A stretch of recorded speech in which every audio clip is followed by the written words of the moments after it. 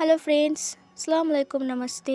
Who are you का last part explain करने वाली हूँ। तो चलिए स्टार्ट करते हैं।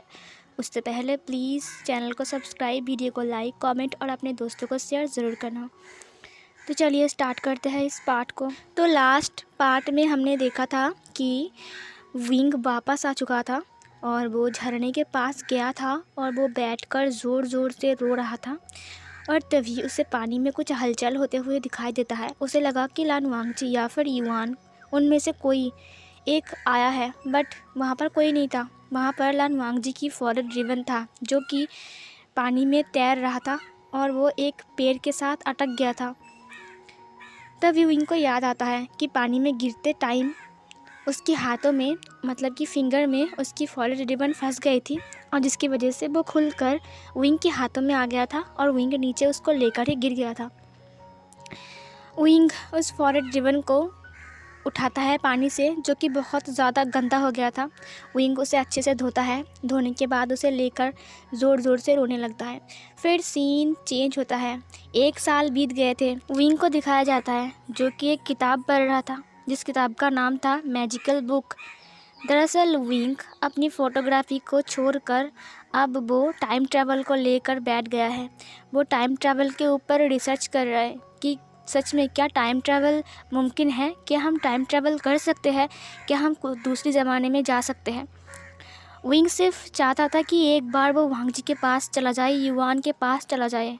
बस बस वो ही चाहता था। बट टाइम ट्रैवल तो मुमकिन नहीं है ना। विंग बार बार नाकामयाब हो जाता है। वो मैजिकल बुक भी उसका कोई मदद नहीं कर पाता। विंग झरने के पास जाता है और उस बुक में लिखी हुई कुछ बातें वो बोलता है और बोलने के बाद कूद जाता है, बट कोई फ़ायदा नहीं। ऐसे ही दिन बीतते रहते हैं। हफ्ते में एक बार विंग उस झरने के पास जाता है और उस मैजिकल बुक में जो लिखी हुई है वैसी बातें दोहरा कर वो पानी में कूद जाता है। बट वो लान मैंसन में नहीं पहुंचता है, इसीलिए उसे रोना आता है। हर हफ्ते सिर्फ उसे रोने के अलावा और कुछ नहीं मिलता है। वो बैठ कर रोता है झरने के साइड। 1 हफ्ते बाद आज भी वो ठीक वैसे ही हर हफ्ते की तरह उस झरने के पास आया था, फिर से एक न्यू मैजिक बुक को लेकर। फिर विंग कुछ पढ़ता है और पढ़ने के बाद अपने नोज़ को अपने फिंगर से दबाता है और दबाने के बाद पानी में कूद जाता है। बट पिछले बार की तरह इस बार भी वो नहीं पहुंचता है। उससे रोना आ रहा था। वो बार बार वो मैजिकल वर्ड्स पढ़ने के बाद वो फिर से कूदता है। कितनी बार कूदता है, बट वो पहुंच ही नहीं पा रहा था।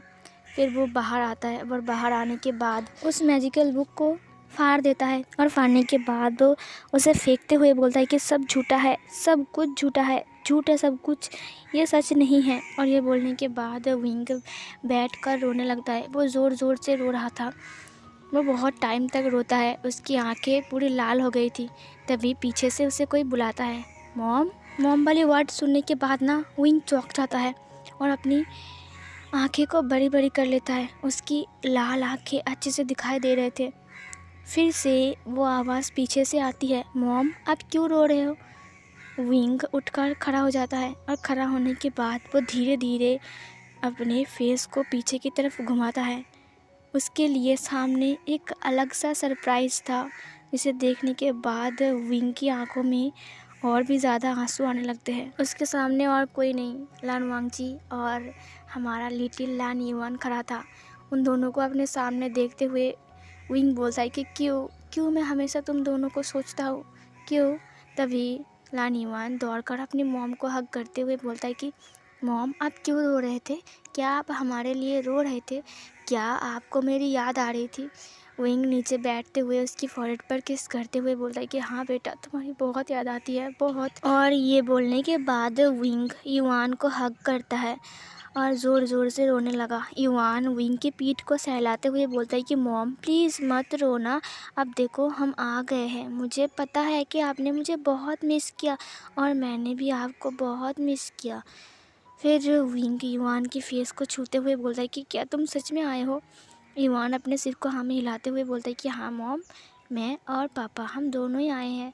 फिर वो लान वांगजी की तरफ देखता है। लान वांगजी उसे स्माइल के साथ देख रहा था। विंग युआन को छोड़कर लन वांगजी के पास आते हुए बोलता है कि क्या मैं सोच रहा हूँ या फिर तुम दोनों सच में आए हो। लन वांगजी ये सुनकर मुस्कुराकर बोलता है कि विंग, अगर तुम मेरे दुनिया में जा सकते हो तो मैं क्यों तुम्हारे दुनिया में नहीं आ सकता। ये सुनने के बाद विंग बोलता है कि हाँ आ सकते हो, और ये बोलने के बाद वो लन वांगजी को हग करके ज़ोर ज़ोर से रोने लगता है। वांगजी बोलता है कि विंग शांत हो जाओ, मुझे भी तुम्हारी बहुत याद आ रही थी। विंग बोलता है कि कैसे कैसे आया तुम दोनों यहाँ पर, बहुत मुश्किल था, मैं कई दिनों से कोशिश कर रहा था कि मैं भी चला जाऊँ। वांगजी विंग की पीठ को सहलाते हुए बोलता है कि विंग मुझे माफ़ कर दो, दरअसल मियान मियान को लेकर कुछ दिन तक बहुत बड़ा झमेला चल रहा था जिसकी वजह से मैं नहीं आ पाया। फिर विंग बोलता है कि मियान मियान को लेकर। फिर वांगजी अपने सिर को हाँ में हिलाते हुए बोलता है कि उसकी वजह से सब कुछ हुआ है, उसने सब कुछ सच बता दिया है और वो ब्लैक डेमन, उसने ब्लैक डेमन को जागृत किया था। और पता है, तुम्हें मारने से लेकर तुम्हें यहाँ तक पहुँचाने की सारी प्लान उसकी थी। और तो और तुम्हारे गाड़ी का जो पहिया था, उसका जो नट था, उसने ढीला किया था। हमारे एक डिसिपल ने देख लिया था, उन्होंने बताया। फिर विंग बोलता है कि फिर मियान मियान का क्या हुआ। वांगजी बोलता है कि चाचा जी ने उसे समझाया, उसे कहा कि ये सब बंद करने के लिए। मियान मियान ने भी कह दिया था कि वो सब कुछ बंद कर देगा, लेकिन जिस ब्लैक डेमन को उसने जागृत किया था, उस ब्लैक डेमन को वो काबू नहीं कर पाया। और पता है, ब्लैक डेमन ने बहुत तबाही मचाई। जब मियान मियान को हमने बताया कि तुम्हारे ब्लैक डेमन को रोको, मियान मियान ने हमें बताया कि हम उस ब्लैक डेमन को नहीं रोक सकते हैं, उसे हमें अच्छे से बात करना पड़ेगा, समझाना पड़ेगा। फिर हम ब्लैक डेमन को समझाने लगे। ब्लैक डेमन तो बिल्कुल भी समझने की कोशिश नहीं कर रहा था। हमने उससे पूछा कि तुम्हें क्या चाहिए। उसने कहा मुझे आत्मिक ऊर्जा चाहिए, आत्मिक शक्ति चाहिए, जिसकी वजह से ही मैं उस दुनिया में वापस जा सकता हूँ। ये सुनने के बाद मैंने उसके साथ एक सौदा कर लिया। मैंने कहा कि मैं तुम्हें मेरी सारी की सारी आत्मिक शक्ति दे दूँगा, लेकिन तुम्हें विंग को वापस लाना पड़ेगा। उसने कहा कि मैं उसे वापस नहीं ला सकता हूँ, लेकिन हाँ तुम्हें वहाँ पर भेज सकता हूँ। ये सुनने के बाद मैंने कहा ठीक है, मैं तुम्हें मेरी आत्मिक शक्ति देने के लिए तैयार हूँ। लेकिन वो ब्लैक डेमन बोलता है कि तो फिर आत्मिक ऊर्जा मुझे कहाँ मिलेगा। ये सुनने के बाद मियान मियान बोलते हैं कि मैं दूंगा, प्लीज़ रुक जाओ, ये सब मत करो, ये सब बंद करो। ये बोलने के बाद मियान मियान उस ब्लैक डेमन के सामने खड़ी हो गई और उस ब्लैक डेमन ने उसकी सारी आत्मिक ऊर्जा को छीन लिया, जिसकी वजह से मियान मियान वहीं पर ही मर गई और उसकी लाश गायब हो गई। और फिर मैंने मेरी सारी की सारी आत्मिक शक्ति को उस ब्लैक डेमन को दे दिया, और युआन ने भी अपनी सारी आत्मिक शक्ति उस ब्लैक डेमन को दे दिया, जिसकी वजह से उसने हम दोनों को यहाँ पर भेज दिया है। ये सुनने के बाद विंग बोलता है कि तुम्हें दर्द नहीं हुआ जब तुम्हारी आत्मिक शक्ति उसने छीना। वांगजी युआन की तरफ देखते हुए बोलता है कि हाँ दर्द हुआ था, और मैंने युआन का सारा दर्द मेरे ऊपर ले लिया, इसीलिए युआन को दर्द नहीं हुआ था। विंग रोने लगा। वांगजी उसे समझाता है। वांगजी बोलता है कि मत रोना, अब सब कुछ ठीक हो चुका है। विंग रोते हुए युआन की तरफ देखता है, जो कि तितलियों के साथ खेल रहा था। विंग बोलता है कि तो फिर तुम मेरे घर चलो मेरे साथ। और फिर सीन चेंज होता है। वांगजी को विंग अपने घर में ले गया था, लेकिन विंग का पापा बिल्कुल भी वांगजी को पसंद नहीं कर रहे थे, क्योंकि उसके पास एक बच्चा है और विंग उसे शादी करना चाहता है। बट वो एक तरफ से खुश थे, क्योंकि इतने साल बाद विंग फाइनली शादी के लिए तैयार हो चुका है। विंग शादी करने के लिए राज़ी नहीं हो रहा था, लेकिन फाइनली वो शादी करना चाहता है। हाँ, वो वांगजी को पसंद नहीं करते थे, लेकिन वांगजी का इतना अच्छा बिहेव देखकर भी वो लोग इस शादी के लिए ना नहीं कर पाए। इसीलिए उन लोगों ने शादी की बारे में अपना राय बताया और हाँ बोल दिया। फिर विंग और वांगजी की वेडिंग डे थी। विंग और वांगजी की फिर से एक और बार शादी होती है सबके सामने। युआन भी खुश था बहुत ज़्यादा, क्योंकि उसे एक और बार अपनी मॉम डैड की शादी देखने को मिल गया। विंग और वांगजी की शादी हो जाती है और फिर वो दोनों अपनी वेडिंग नाइट स्पेंड करते हैं। और विंग का पापा वांगजी को अपने बिजनेस में इन्वॉल्व कर लेता है, और विंग अपने बच्चे को संभाल रहा था, युआन को। ऐसे ही बहुत साल बीत जाते हैं, तकरीबन 5 साल बीत जाते हैं। 5 साल बाद का सीन दिखाया जाता है। विंग किचन में खाना बना रहा था और हमारे युआन को दिखाया जाता है, जो कि अब बड़ा हो गया है। वो अब स्कूल में पढ़ता है और वो ड्राइंग कर रहा था। क्योंकि उसे ड्राइंग पसंद है। इधर हमें 2 क्यूट ट्विंस बेबी को दिखाया जाता है। वो ट्विंस बेबी एक दूसरे के साथ खेल रहे थे अपने क्यूट खिलौने के साथ, जिसका नाम, एक का नाम था सिजुए और एक का नाम था आयु। सिजुए और आयु युआन के पास आते हैं और बोलता है कि भैया आप क्या कर रहे हो? और तभी युआन बोलता है कि वो मैं ड्राइंग बना रहा था। ये सुनने के बाद सिजुए बोलता है कि मुझे भी ड्राइंग बनाना है, मुझे भी ड्राइंग बनाना है। ये सुनने के बाद आयु बोलता है कि मी टू, मुझे भी बनाना है ड्राइंग। वैसे ये ड्राइंग कैसे बनाते हैं? ये सुनने के बाद युआन बोलता है कि जब तुम दोनों बड़े हो जाओगे ना, मैं तुम्हें सिखा दूँगा कि ड्राइंग कैसे बनाता है, ठीक है? ये सुनने के बाद युआन बोलता है कि क्या आपको होमवर्क मिला है?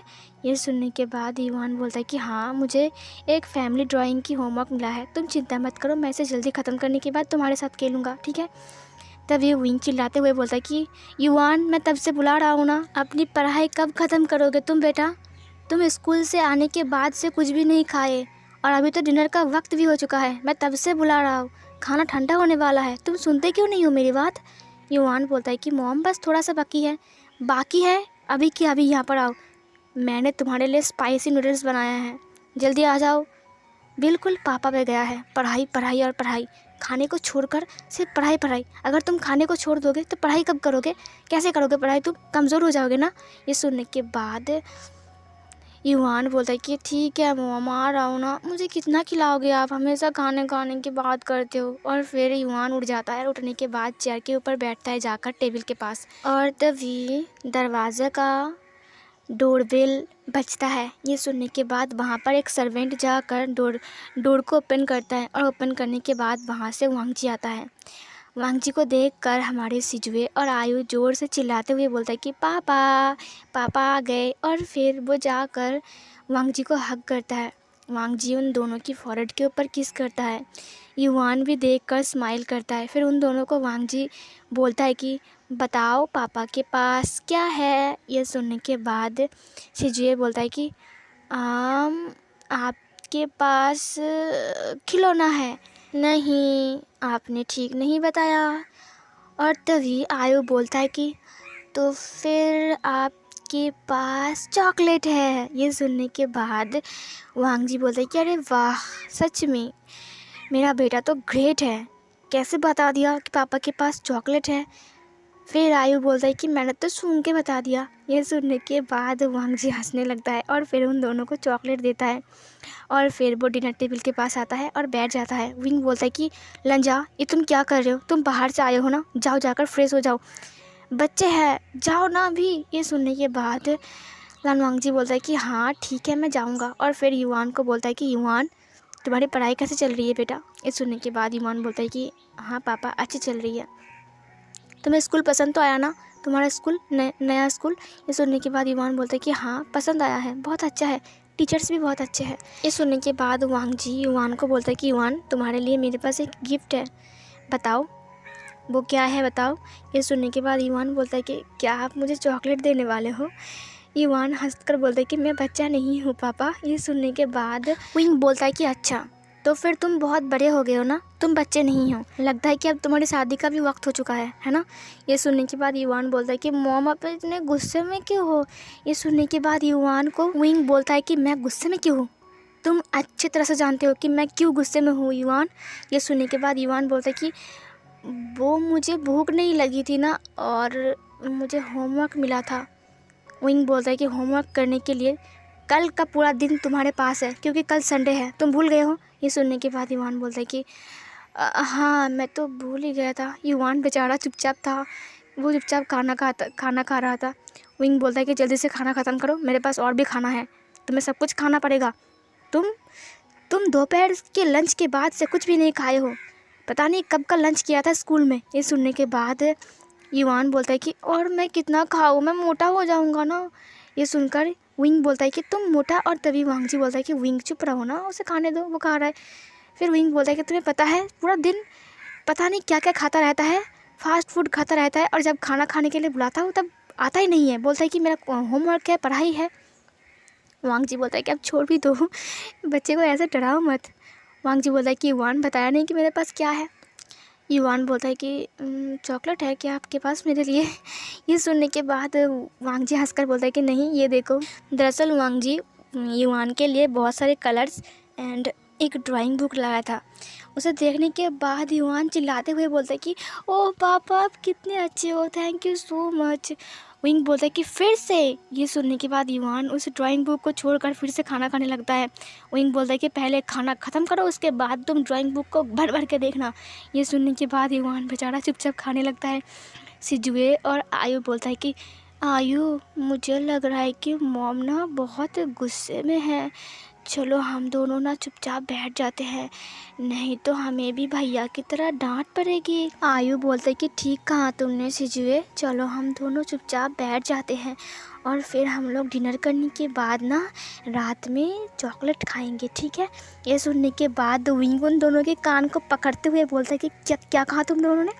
तुम दोनों ने क्या कहा अभी? तुम दोनों रात में चॉकलेट खाओगे? ये सुनने के बाद युवान और सिजुए बोलता है कि वो हम दोनों ब्रश करने से पहले खाएंगे ना मॉम, दर्द हो रहा है। ये सुनने के बाद विंग बोलता है कि जाओ जाकर अपना सूप पियो। और फिर सिजुए और आयु बेचारा युवान के पास जाकर बैठ जाते हैं। युवान बोलता है कि जल्दी से खाना खा लो। फिर सिजुए बोलता है कि मॉम आपको कितना प्यार करती है, देखो आपके लिए स्पाइसी नूडल्स और हमारे लिए भद्दा सा सूप। ये सुनने के बाद विंग बोलता है कि क्या तुम दोनों ने कुछ कहा अभी? तभी सिजुए बोलता है कि नहीं तो मैंने कुछ नहीं खाया, कहा सॉरी, मैं अभी खाना खाने वाला हूँ। और फिर वो खाना खाने लगता है। विंग बोलता है कि दोनों बच्चे भी ना। और तभी वांग जी बोलता है कि विंग प्लीज़ चिल्लाओ मत, चुप रहो ना, खाने दो बच्चे को। और फिर विंग बोलता है कि हाँ, तुम्हें क्या, तुम्हें तो बस पूरा दिन बाहर रहना होता है ना, और बाद में तुम रात को घर आते हो और फिर सुबह चले जाते हो, और ये बच्चे को तो मुझे संभालना पड़ता है, इतने बदमाश बच्चे हैं। ये सुनने के बाद वांग जी बोलता है कि बदमाश बच्चे। और तभी विंग बोलता है कि हाँ, युवान तो अच्छा बच्चा है, युवान मेरी बात मानता है, और लेकिन ये दोनों बच्चे मुझे परेशान करके रखा है। ये सुनने के बाद वांग जी बोलता है कि लगता है ये दोनों बिल्कुल तुम पर गए हैं। ये सुनने के बाद विंग बोलता है कि क्या कहा तुमने? और तभी वांग जी बोलता है कि मैं फ्रेश होने जा रहा हूँ। और फिर वांग जी अपने कमरे में चला जाता है। वांग जी बोलता है कि बाल बाल बच गया। फिर वांग जी ऊपर से चिल्लाते हुए बोलता है कि युवान, वो ड्राइंग बुक का जो बैग दिया ना तुम्हें मैंने अभी, उसके अंदर चॉकलेट है, तुम ले लेना, ठीक है। विंग बोलता है कि तुम फ्रेश होने जाओगे या फिर नहीं? ये सुनने के बाद वांग जी बोलता है कि हाँ, जा रहा हूँ, चिल्ला क्यों रहे हो? और फिर वांग जी अंदर जाता है। फिर वांग जी फ्रेश होने के लिए अपने कपड़े को उतारता है। उतारने के बाद वो फ्रेश होता है और फ्रेश होने के बाद बाहर आता है। थोड़ी देर बाद वांग जी चिल्लाते हुए विंग को बुलाता है, विंग मेरा टावल नहीं मिल रहा है। इधर ना सिजुए और आयु अपने चॉकलेट को खा रहे थे, और फिर ना वो दोनों ना एक प्लान बनाते हैं कि चलो ना भैया की चॉकलेट को हम खा लेते हैं, क्योंकि वो अभी पढ़ाई कर रहे हैं ना। तो वो दोनों शैतान बच्चे क्या करते हैं कि युवान का जो चॉकलेट था उस बैग के अंदर जो ड्राइंग बुक था, युवान तो ड्राइंग बुक को देख रहा था, वो दो शैतान बच्चे उस ड्राइंग बुक के पास जाते हैं और उस बैग से चॉकलेट को बाहर निकालते हैं, और बाहर निकालने के बाद दोनों आधा आधा करके खा गए। और ना आयु ने गलती से युवान को बोल दिया कि भैया आपका चॉकलेट ख़त्म हो गया, गलती से बोल दिया, ठीक है, लेकिन युवान ने उन दोनों को कुछ भी नहीं बताया। इधर हमारा सिजुए बोलता है कि आयु तुम झूठ क्यों बोल रहे हो, तुमने खाया ना भैया का चॉकलेट, मैंने नहीं खाया। तो फिर इधर आयु बोलता है कि सिजुए तुमने भी तो खाया था, तुम झूठ क्यों बोल रहे हो, हम दोनों ने आधा आधा खाया था। इधर वो दोनों झगड़ा करने लग जाते हैं। युवान बेचारा सिर पे हाथ रखकर बैठ गया था, क्योंकि ये दोनों जब झगड़ा स्टार्ट करते हैं ना, तब कम से कम 5-6 घंटे तक चलता है इन दोनों का झगड़ा। युवान अपने कानों में हेडफोन डाल देता है और फिर ड्राइंग करना स्टार्ट कर देता है। इधर ये दोनों झगड़ा किए जा रहे थे, तुमने खाया, तुम मेरे ऊपर आरोप नहीं लगा सकते हो। फिर सिजुए बोलता है कि तुम्हारी हिम्मत कैसे हुई मेरे ऊपर आरोप लगाने की, मैंने नहीं खाया है, ये सब कुछ तुमने खाया है, तुमने पूरा चॉकलेट खा लिया, मैं मम्मी को जाकर अभी के अभी बताता हूँ। इधर वांग जी और विंग को दिखाया जाता है। वांग जी विंग को टावल लेने के लिए बुलाया था, लेकिन वो दोनों रोमांटिक हो गए थे और वो दोनों एक दूसरे को किस भी कर रहे थे। और इधर सिजुए और आयु दोनों झगड़ा करते हुए रूम के अंदर आते हैं।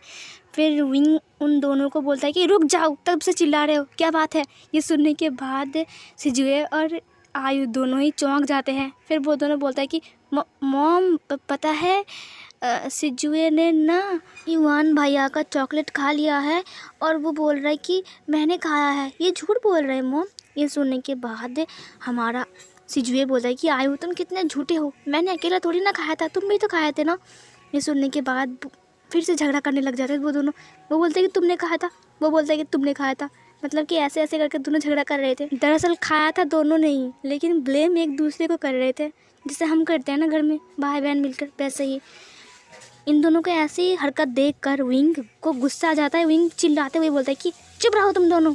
ये सुनने के बाद सिजुए बोलता है कि आयु भागो यहाँ से, इलिंग का कुल प्रमुख आ गया। और फिर वो दोनों भागने लगते हैं। इलिंग का कुल प्रमुख, रुको तुम दोनों, कहाँ जा रहे हो बदमाश बच्चे। वांग जी विंग के हाथ को पकड़ लेते हैं, बोलता है कि विंग जाने दो ना, बच्चे हैं, मैं फिर से चॉकलेट ला दूंगा। विंग बोलता है कि उन दोनों ने ईवान की चॉकलेट को खा लिया है और तुम उन दोनों को बढ़ावा दे रहे हो। ये सुनने के बाद वांग जी बोलता है कि नहीं विंग, बढ़ावा नहीं दे रहा हूँ, वो छोटे से बच्चे हैं, अब तुम क्या उन दोनों के ऊपर हाथ उठाओगे। विंग बोलता है कि नहीं। ये सुनने के बाद वांग जी विंग को गोद में उठा लेता है। फिर वो विंग को बोलता है कि विंग उन दोनों को जाने दो, जो हम कर रहे थे ना, चलो उसे कंटिन्यू करते हैं। ये सुनने के बाद विंग बोलता है कि देखो छोड़ो मुझे, नीचे उतारो। ये सुनने के बाद वांग जी बोलता है कि विंग देखो हमारे पास 3 बेटे हैं, तुम्हें नहीं लगता कि हमें एक बेटी की ज़रूरत है। ये सुनने के बाद विंग बोलता है कि तुम्हारे इरादे नेक नहीं है, मैंने कहा अभी कि अभी मुझे नीचे उतारो। तुमने क्या सोचा है, मुझे अच्छे से पता चल गया है कि तुम क्या सोच रहे हो, तुम्हारे दिमाग में क्या चल रहा है। ये सुनने के बाद वांग जी बोलता है कि अगर तुम्हें पता ही चल गया है कि मेरे दिमाग में क्या चल रहा है और मैं क्या करने वाला हूँ, और तुम्हें तो पता भी है ना कि मैं जो सोचता हूँ मैं वही करता हूँ। और ये बोलने के बाद वो विंग को बेड की तरफ ले जाने लगता है और इधर विंग चिल्लाने लगा और इधर ईवान और हमारे आयु सिजुए को दिखाया जाता है, जो तीनों ड्राइंग कर रहे थे। ईवान ने बिल्कुल वही की वही ड्राइंग किया था, जो कि बीच में युआन बैठा हुआ था, साइड में वांग जी और विंग बैठे हुए थे और उन दोनों के गोद में बस सिजुए और आयु था। युआन उस ड्राइंग को देखते हुए बोलता है कि हमारी हैप्पी फैमिली, और इस सीन को दिखाते हुए ही इस फ़ैन फिक्शन की हैप्पी एंडिंग होती है। सो यही था कि था हू आर यू का फ़ैन फिक्शन। सो कैसा लगा है आपको ये वाला फ़ैन फिक्शन, ज़रूर बताना कमेंट बॉक्स में। और हाँ, थैंक यू सो मच जिन लोगों ने पहले से लेकर लास्ट पार्ट तक फ़ैन फिक्शन को सुनते आ रहे हो। And thank you so much जिन लोगों ने चैनल को सब्सक्राइब किया है, वीडियो को लाइक किया है, कमेंट किया है, शेयर किया है। And thank you so much YouTube को जिन्होंने मेरी स्टोरी आप तक पहुंचाई है। सो मिलती हूँ एक और न्यू फ़ैन फिक्शन के साथ, तब तक के लिए बाय बाय।